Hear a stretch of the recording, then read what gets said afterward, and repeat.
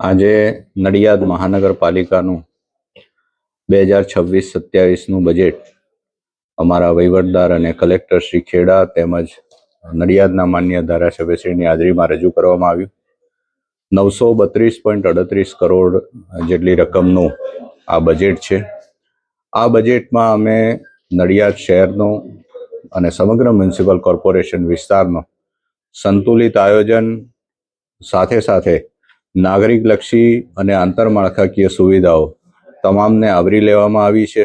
તેમજ 2035 સુધીના રોડમેપને ધ્યાનમાં રાખીને આ બજેટમાં તમામ બાબતો આવરી લેવામાં આવી છે. ખાસ કરીને સામાજિક અને આંતરમાળખાકીય સુવિધાઓ જેમાં ગટર લાઇન, પીવાના પાણીની સુવિધાઓ, નવો એસટીપી, ડબલ્યુટીપીનું આયોજન, સાથે સાથે આવકના સાધનો વધારવાના પણ આયોજન, જેમાં કોમર્શિયલ કોમ્પ્લેક્સ, એ બધું પણ લઈ લીધું છે. ઉડીને આંખે વળગે એવી એક બાબત છે કે અમે કોઈ પણ ટેક્સના દરમાં વધારો સૂચવ્યો નથી અને જુદી જુદી યોજનાઓ હેઠળ આ તમામ બાબતોને આવરી લઈને એક સર્વાંગી બજેટ રજૂ કર્યું છે. જેમાં ખાસ કરીને આગામી સમયમાં આપણા 10 ગામડાઓ જે ભળ્યા છે એમાં પણ ઘણી બધી સુવિધાઓ ઊભી કરવાના છીએ. રોડના કામો થશે, સ્ટ્રીટ લાઇટના કામો થશે, પાણીની લાઈનોના અપગ્રેડેશન થશે, ગટર લાઇન અપગ્રેડેશન થશે. આપણી જે સફાઈની બાબતો છે એમાં પણ હજુ વધારો સુધારો કરીશું.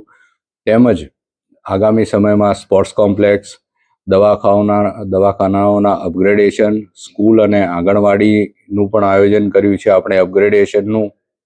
સ્પોર્ટ્સ કોમ્પ્લેક્સમાં પણ સુવિધાઓ વધારીશું. આમ નાની નાની તમામ બાબતો આવરી લીધી છે અને શહેરી ફેરિયાઓ માટે પણ આપણે સ્ટ્રીટ વેન્ડિંગ માર્કેટનું આયોજન કર્યું છે. હેરિટેજ ડેવલપમેન્ટ પણ લઈ લીધું છે. તેમજ આગામી સમયમાં બીજી જે કોઈ જરૂરિયાતો હશે એને પણ આપણે આવરી લીધી છે. ગાર્ડન અને તળાવ, એમનું પણ તળાવનું ઇન્ટરલિંકિંગ, નવા ગાર્ડન બનાવવા, સ્પોન્જ ગાર્ડન તરીકે તલાટી ગાર્ડનને વિકસાવો, કેચ ધ રેઇન કેમ્પેન અને પ્રાઇમ મિનિસ્ટર આવાસ યોજના હેઠળ સ્લમ રીડેવલપમેન્ટ કરવું અને લોકોને એફોર્ડેબલ હાઉસિંગ પૂરા પાડવા, એ પણ અમે આ બજેટમાં આવરી લીધું છે. આમ એકદમ સંતુલિત અને દરેક વર્ગને આવરી લઈને આ બજેટ તૈયાર કરવામાં આવ્યું છે, જે લોકોની અપેક્ષાઓ ઉપર સંપૂર્ણપણે ખરું ઉતરશે એવી મારી અપેક્ષા છે. ઓકે. બજેટ ખૂબ સુંદર છે. મેં બજેટની વિગતવાર ચર્ચા કરી છે.